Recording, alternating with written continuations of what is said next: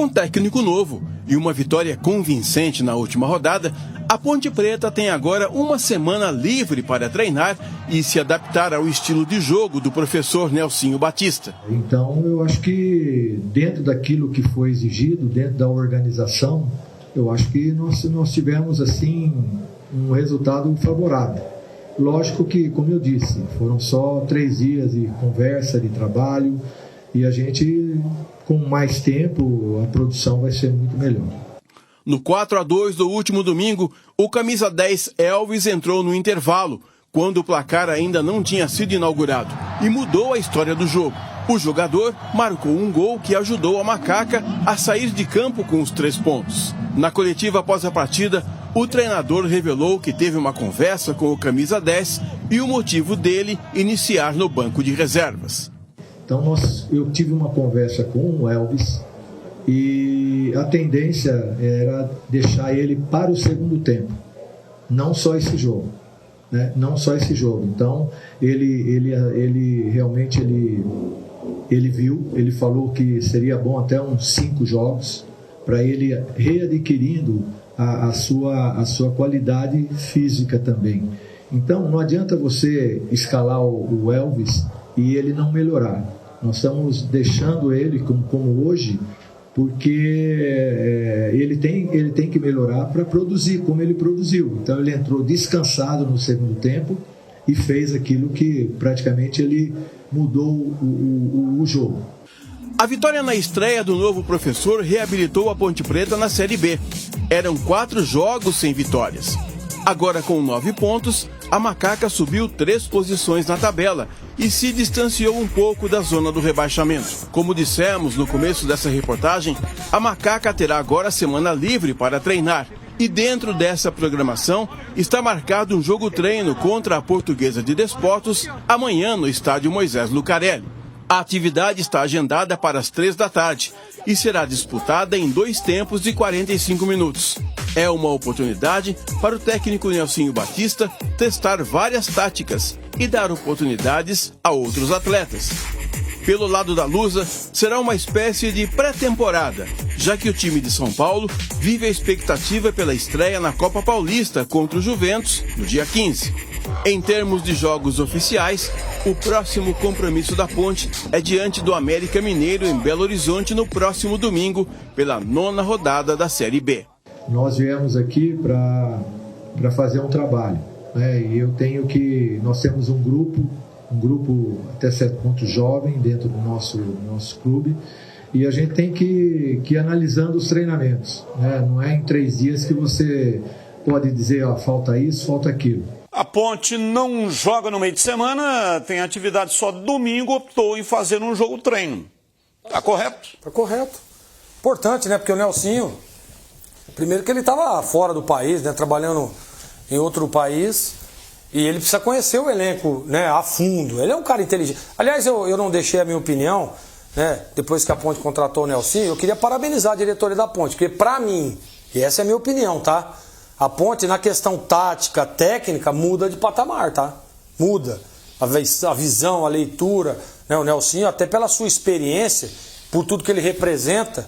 E parabenizar o Nelsinho também, né? Por escolher a Ponte para trabalhar aqui no Brasil, nesse retorno ao nosso país. Então, Batista, precisa movimentar, precisa criar essa competitividade que o jogo treino dá, né? E para o Nelsinho conhecer aí, né, os jogadores mais a fundo, né? Por exemplo, você acha que o Nelsinho sabe as características do Gé, por exemplo? Ele precisa conhecer mais do jogador, até para que ele possa tirar mais desse atleta em posicionamento, em questão tática, técnica. Então, tá certo a Ponte, na minha opinião. E tem que aproveitar bastante a semana, porque vem aí uma pauleira domingo. O jogo é fora de casa diante do América Mineiro, um dos melhores times da Série B até agora. Então é até uma prova de fogo. Semana cheia de trabalho, tem um jogo amistoso, um jogo treino contra a Portuguesa.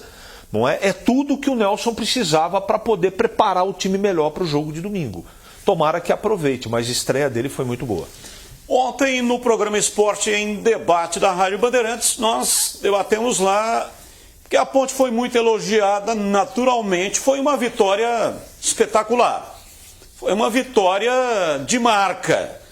Meteu 4 no time que indiscutivelmente, né, vem aí fazendo uma boa campanha. O CRB, inclusive, está na final da Copa do Nordeste e até poupou.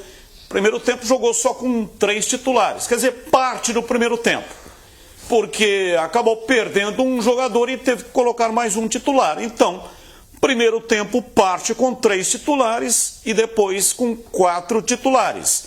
E no segundo tempo aí lançou mão de mais titulares. Mas, inegavelmente, tem problemas que o Nelsinho vai ter que corrigir. E aí nós debatemos lá quais são esses problemas. Por exemplo, só colocando, entrou o Zé Mário na lateral esquerda. E aí, deu conta do recado? Gabriel Risso era o titular. Só deu uma folga para o Gabriel Risso e agora ele volta?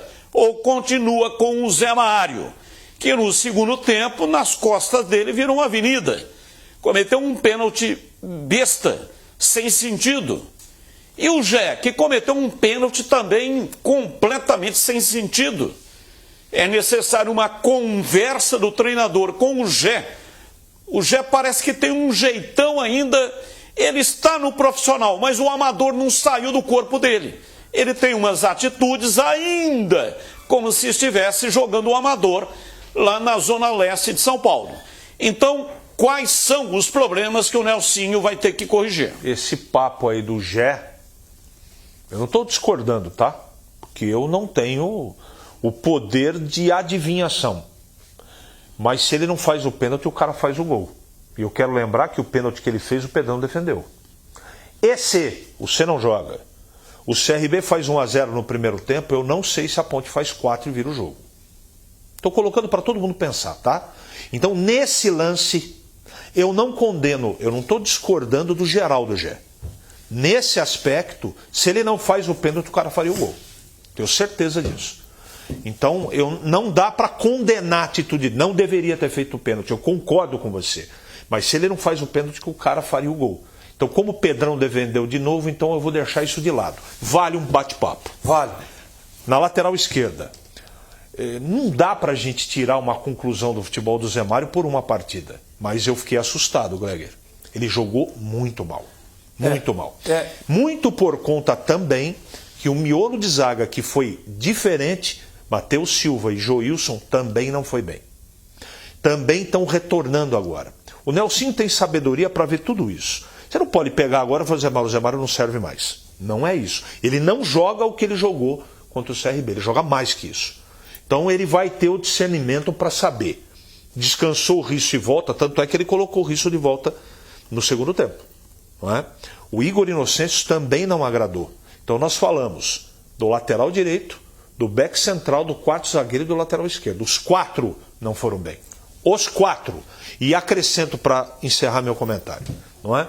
O Dudu Vieira, eu estou de olho, sabe? Corre pra caramba, marca pra caramba, mas na hora da bola no pé, Gleger, tem uma deficiência monstro de fazer o meio-campo ou ajudar o meio-campo a ter essa transição. De qualquer maneira, tem uma semana toda para corrigir muita coisa. Você viu como é que é importante, aliás, a importância, né, desse jogo treino, que é para ajustar exatamente essas coisas. A questão aí da lateral esquerda, o Riso vinha bem? Não vinha. Lembra? Pedimos aqui para que fosse escalado o Zé Mário. Então, e aí o cara não vai bem, quer dizer, ele vai ajustar.